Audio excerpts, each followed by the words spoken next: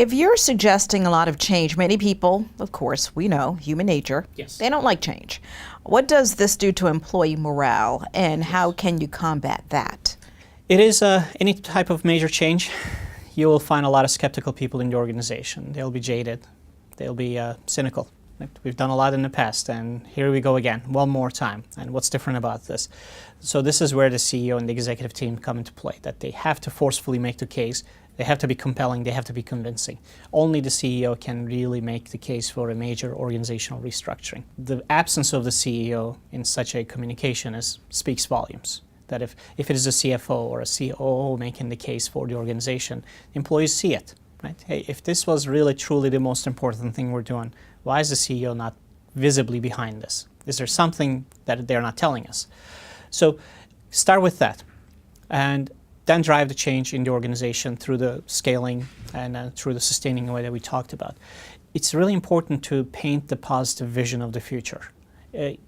You can drive the organization with sticks, with fear, only so far. They have to see the carrots, and they have to see the optimism.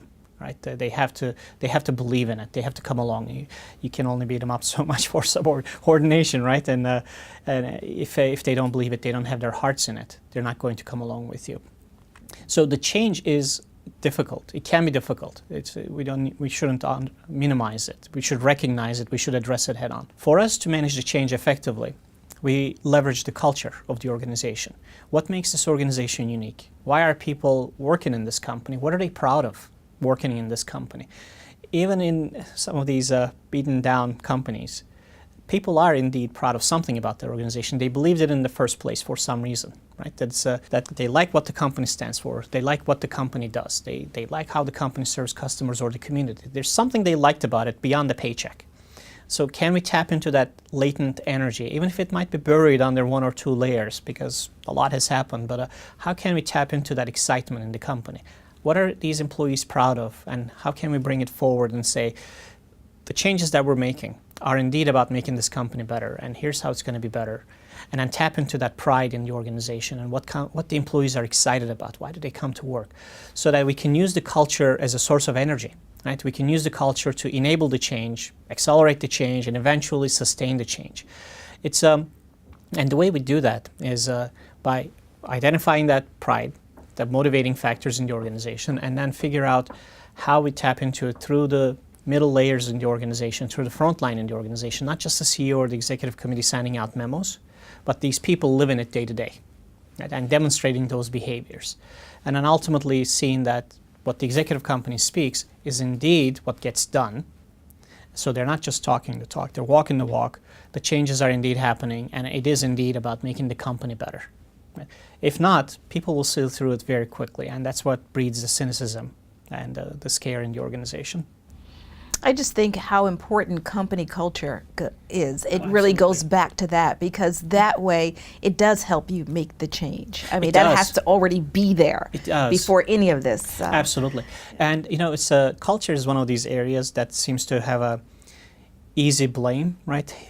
Tend to turn around and say, well, that's our culture, we're just a horrible company. It's a very easy aspect to blame, but the truth is no culture is great or absolutely horrible. Every culture has strengths and every culture has some weaknesses. So when we go through a change like this with a client, we try to find the strengths in the culture. What are the strengths? What's going to help you? And then what are the weaknesses in your culture? Right. So sometimes, let me give you an example that we are a company. They have culture. Every company has cultural traits. So one could be about being entrepreneurial. And so entrepreneurial means great. The strength is that people take initiative and people try to innovate and do things for the company, for their customers, for each other. The flip side of entrepreneurial, the flip side of the coin can be we don't follow standards. We don't like to fit into a certain definition. We like to do things our own way. And when you're going through a change, it's great to be able to tap into that motivation or the excitement about the entrepreneurship and the ownership and the drive and the innovation.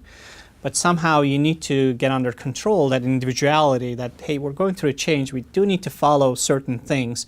So it is indeed about that, right? Let's tap into that positive, the strength, and then let's figure out a way to at least minimize the negative impacts of some of the challenges that we have in our culture. So no culture is absolutely great. No culture is absolutely horrible.